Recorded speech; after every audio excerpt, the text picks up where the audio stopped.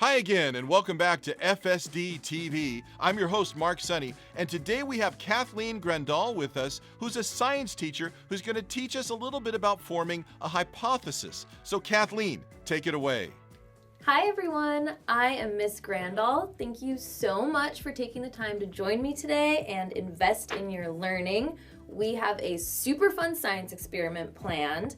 What we're going to be doing is we're going to practice the skill of making predictions. So what a prediction is when you make your best guess. And you can make a prediction using information that you already know and information that you see or have in front of you. We are going to practice making predictions over the course of 3 mini experiments that we're going to be doing. So you'll have 3 different opportunities to practice making your best guess. As you can see, I have some materials in front of me to perform our experiments. If you want, you can gather these materials, but since the main goal of the lesson is to practice making predictions, you can just follow along with me and participate in that. You don't have to have these materials. But if you want, you need to have a large bowl or container that's filled almost to the top with water. If you don't have a glass bowl like this, you can use maybe a bucket or a big Tupperware bowl, anything that's larger and can hold water. I also have a glass. If you don't have a glass like this, you can use any sort of cup or any smaller container that can fit inside of your larger container.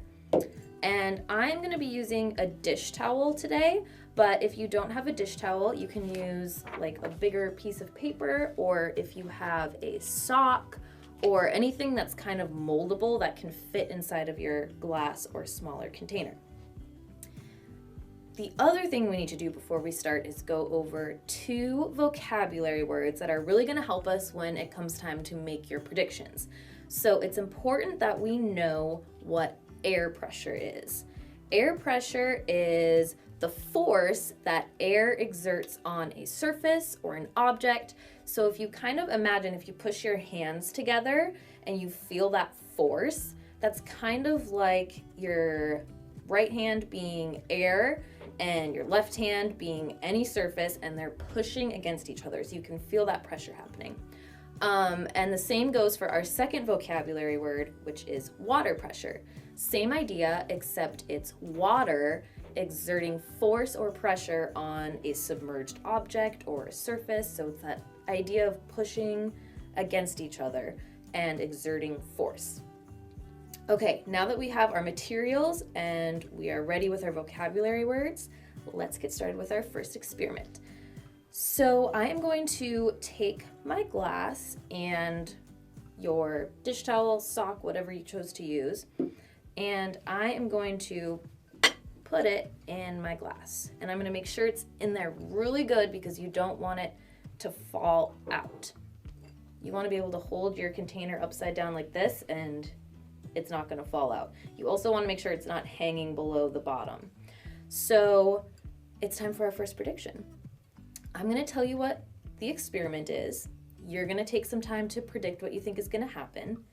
Once I do the experiment, we'll reflect on whether our prediction was correct or not, and then I'll explain to you why the experiment resulted the way that it did. So what I'm going to do is I'm going to take my glass and I'm going to submerge it completely to the bottom of the container. And then I'm going to pull it out. And I want you to predict what's going to happen to this dish towel. After I pull the glass out of the water, what's going to happen to the dish towel?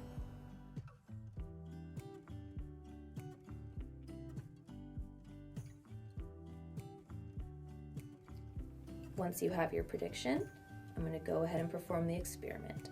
So when you put your glass into the water, make sure it's nice and level. You don't want to tip it too far to either side. Try to touch all the edges at the same time. Push your glass all the way to the bottom. You can see some of my dish towel is under the water. And then when you pull it out, also try to keep it as even as you can.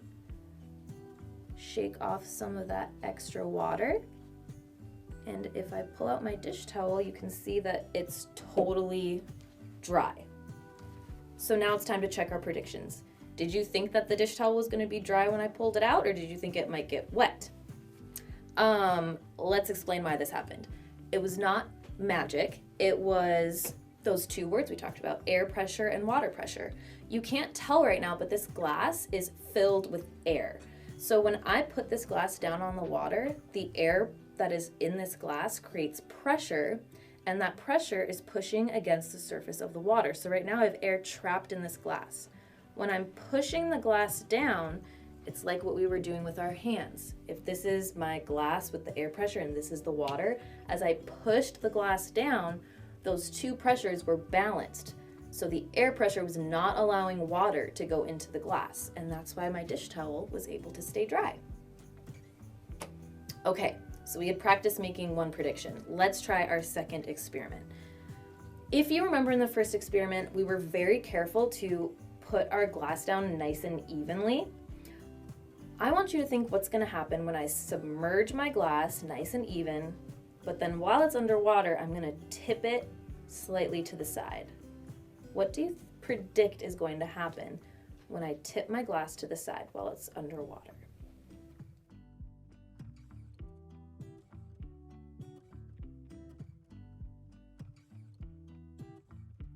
Let's see. Just like last time, nice and even on the surface. I'm going to submerge my glass, and I'm going to tip it to the side. And you can see that we get some bubbles. So check your prediction. Is that what you thought was going to happen? Now that you know what happens, do you kind of have an idea why? It's, once again, the idea of air pressure and water pressure. So we have that water still, or that air still trapped in the glass when I submerge it into the bowl. So imagine all that air is trapped in this glass. And then when I tip it to the side, you see that air pressure releasing in the form of bubbles, because that's really what bubbles are. They're just air trapped in water.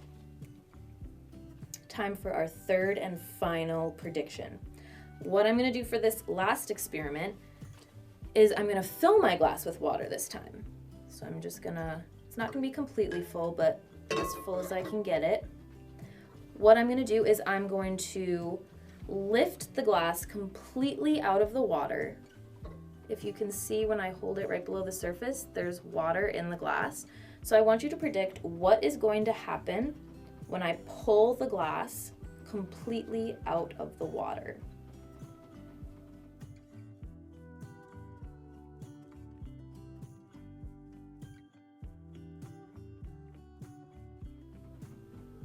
Once you have your predictions ready, I'm going to perform the experiment. All of the water escaped from the glass. Is that what you predicted was going to happen? Let's explain why. So if you can, like we pointed out before, the glass right now has water in it.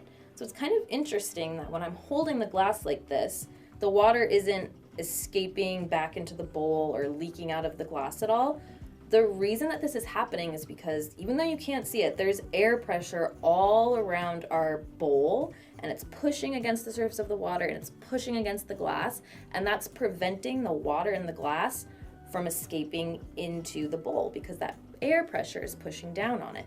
So then when I pull my glass completely out of the water, it breaks that balance of pressure and the water is able to release back into the bowl.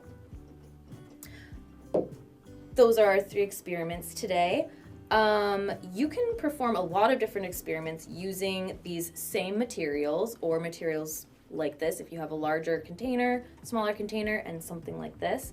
So I encourage you to try out your own experiments and try to make predictions of what you think is going to happen. Then once you see what happens, you can kind of research and look into the explanation of why things happen the way they do. Because even though it seems like magic, how my dish towel came out dry, it's not magic. There's an explanation for why it happened. So thank you guys again for joining me today, and I will see you next time. And that's how you form a hypothesis. Thank you, Kathleen, for that extraordinary lesson. And on behalf of everyone here at FSD TV Studios, my name is Mark Sonny, and this has been FSD TV.